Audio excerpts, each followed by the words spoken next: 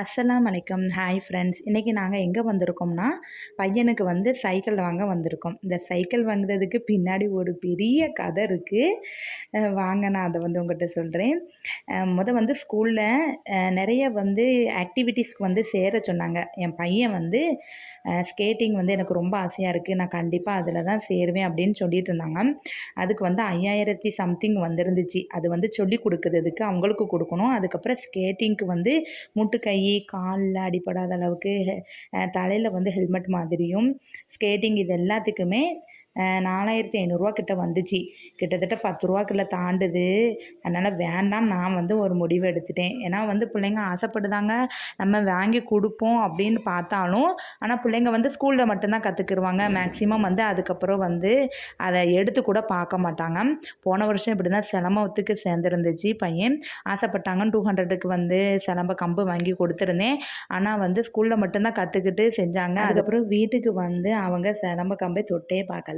அதே மாதிரி தான் ஸ்கேட்டிங் எவ்வளோ ரூபாய்க்கு வாங்கி கொடுத்தாலும் ஒரு செல்ஃபில் தான் போட்டிருப்பாங்க. அதுக்கப்புறம் அது யூஸ்ஃபுல்லாக இருக்காது அப்படின்னு சில நேரம் பிள்ளைங்க ஆசைப்பட்டு சேர்ந்துக்கிருவாங்க. அதுக்கப்புறம் கை காலில் கீழே அடிக்கடி பட்டுச்சுன்னா அதுக்கப்புறம் சரி வேண்டாம், என்னை இதிலேருந்து வேண்டாமா, நான் அதில் சேரலை அப்படின்னு சொல்லி பின் வாங்கிட்டாங்கன்னா நம்மளுடைய அமௌண்ட் ஃபுல்லாக போயிடும் அப்படின்ட்டு பையனுக்கு வந்து ஏதாவது பிரயோஜனமாக வாங்கி கொடுக்கணும், ஆனால் லைஃப் லாங்காக வந்து ஓட்டுற மாதிரி இருக்கணும்னு நான் தான் வந்து சைக்கிள் வாங்கி தரேன். சைக்கிள் வாங்கினோம்னா இது வந்து டெய்லி வந்து நீ வெளியில் போக வைக்க எடுத்துக்கலாம். ஆனால் ஸ்கேட்டிங் அந்த மாதிரி வராது. இது எங்கேனாலும் போகலாம், கடைக்கு போகலாம். ஸ்கூல் விட்டு வந்தோடனே நீ சைக்கிள் கிட்டத்தட்ட 1 ஹவர் அடிக்கலாம், லீவு நாள்லேயுமே யூஸ்ஃபுல்லாக இருக்கும் அப்படின்னு சொல்லி என் பையனை ஒத்துக்க வச்சேன். ஆனால் அவங்க வந்து உள்ளூரில் வாங்கி கொடுக்க மாதிரி எங்கள் அப்பா வந்து பிளான் போட்டாங்க, ஒரு கம்மியான ப்ரைஸில் வாங்கி கொடுக்கலான்னு.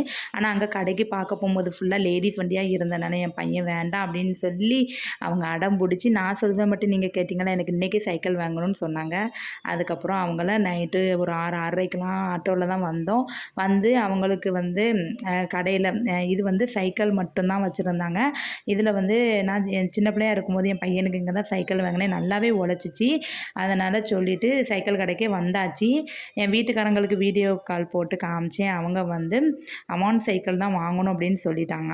அவங்க ஏற்கனவே வந்து சைக்கிள் கம்பெனியில் நின்னாங்க. அதனால் அது கொஞ்சம் நல்ல பிராண்டு, நல்லா உழைக்கும் அப்படின்னு சொல்லி 2 கியர் உள்ள மாதிரி சைக்கிள் வாங்க அப்படின்னு சொன்னாங்க. அவங்க சொன்ன மாதிரியே வாங்கிட்டு என் பையனுமே ரொம்ப ஹாப்பி ஆகிட்டாங்க.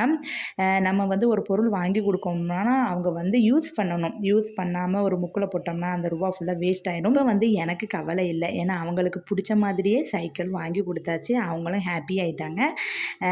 ஏன்னா வந்து பையன் வந்து ஓட்டுறதுக்கு சைக்கிளில் அல்ஹம்துலில்லாஹ் வாங்கியாச்சு. வாங்கி ஆட்டோவில் கட்டி வீட்டுக்கு வந்தாச்சு.